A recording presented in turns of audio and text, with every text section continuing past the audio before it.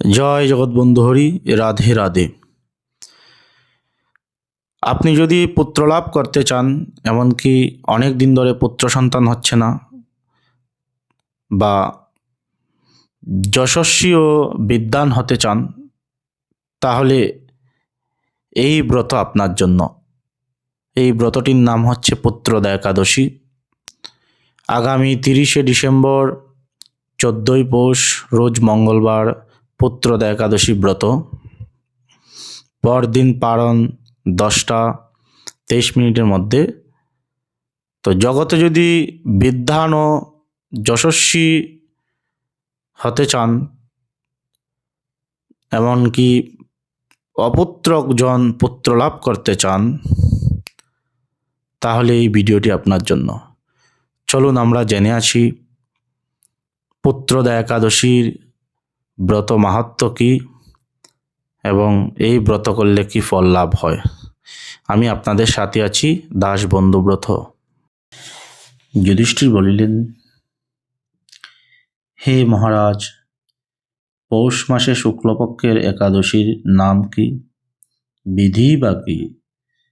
কোন দেবতা ওই দিনে পূজিত হন এবং আপনি কার প্রতি সন্তুষ্ট হয়ে সেই ব্রতফল প্রদান করেছিলেন? উত্তরে ভগবান শ্রীকৃষ্ণ বললেন, হে মহারাজ, এই একাদশী পুত্রদা নামে প্রসিদ্ধ। সর্বপাপ বিনাশিনী এই একাদশীর অধিষ্ঠাতা দেবতা হলেন সিদ্ধিদাতা নারায়ণ। ত্রিলোকে এর মতো শ্রেষ্ঠ ব্রত আর নেই। এই ব্রতকারীকে স্বয়ং নারায়ণ বিদ্বান ও যশস্বী করে তোলেন। ভদ্রাবতীপুরীতে সুকেতুমান নামে এক রাজা ছিলেন। তার রানীর নাম ছিল শৈব্যা। রাজদম্পতি বেশ সুখেই দিন যাপন করেছিলেন,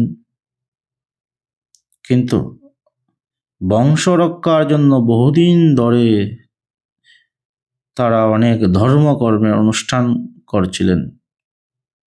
কি কারণে? পুত্র লাভ করার জন্য। কিন্তু এত ধর্মকর্মের অনুষ্ঠান করেও কোনো পুত্র লাভ হলো না। তখন রাজা দুশ্চিন্তায় কাতর হয়ে গেলেন। তাই সকল ঐশ্বর্যবান হয়েও পুত্রহীন রাজার মনে কোনো সুখ ছিল না। তিনি ভাবতেন, পুত্রহীনের জন্ম বৃথা ও গৃহশূন্য।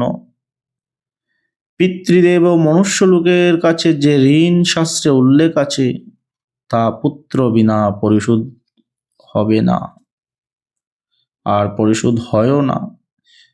জগতে পুত্রবাঞ্জনের যশ লাভ ও উত্তম গতি লাভ হয় এবং তাদের আয়ু, আরোগ্য, সম্পত্তি প্রভৃতি বিদ্যমান থাকে।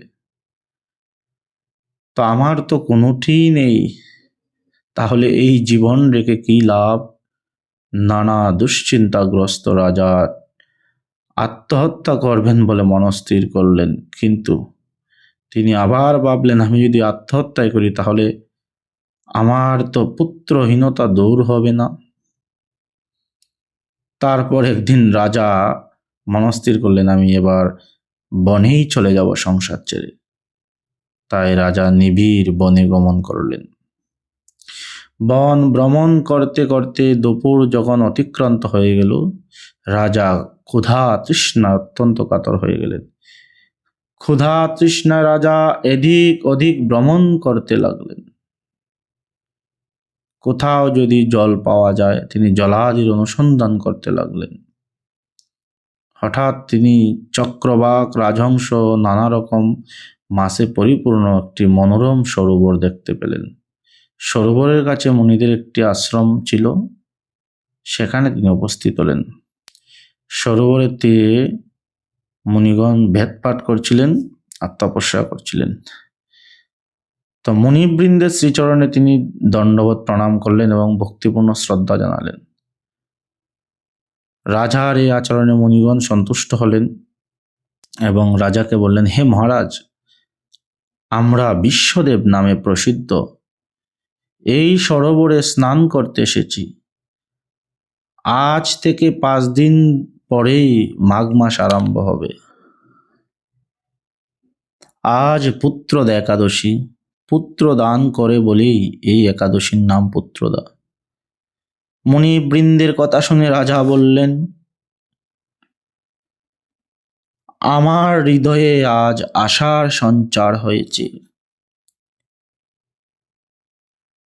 হে মুনিবৃন্দ, আমি অপুত্র, তাই পুত্র কামনায় অধীর হয়ে পড়েছি।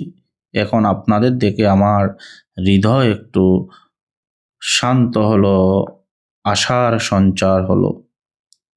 এই দুর্ভাগা পুত্রহীনের প্রতি অনুগ্রহ করে একটি পুত্র প্রদান করুন। মুনিগণ, আমি বড় দুর্ভাগা।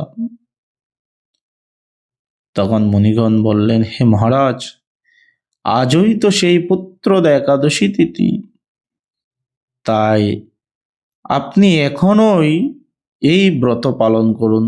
ভগবান শ্রী কেশবের অনুগ্রহে অবশ্যই আপনার পুত্র লাভ হবে।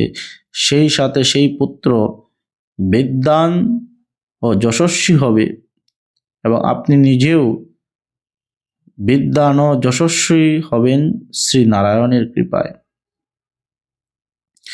তাই আপনি এই ব্রত পালন করুন। মুনিদের কথা শোনার পর যথাবিধানে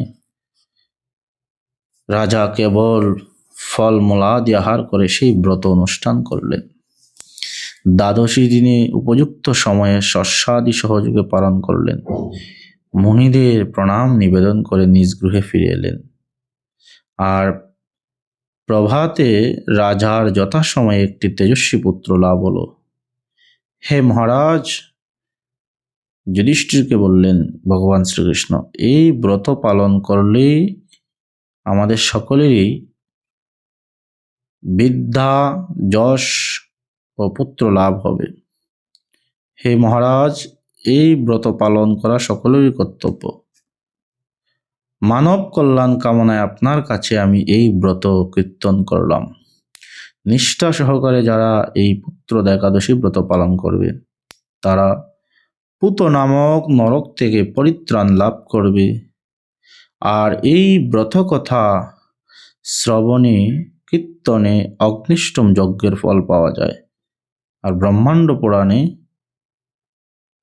এই ব্রত কথার মাহাত্ম্য উল্লেখ রয়েছে। আপনাদের যদি এই ভিডিওটি ভালো লেগে থাকে তাহলে অবশ্যই লাইক, কমেন্ট ও সাবস্ক্রাইব করে পাশে থাকবেন। অবশ্যই এই ভিডিওটি দেখে মতামত জানাবেন।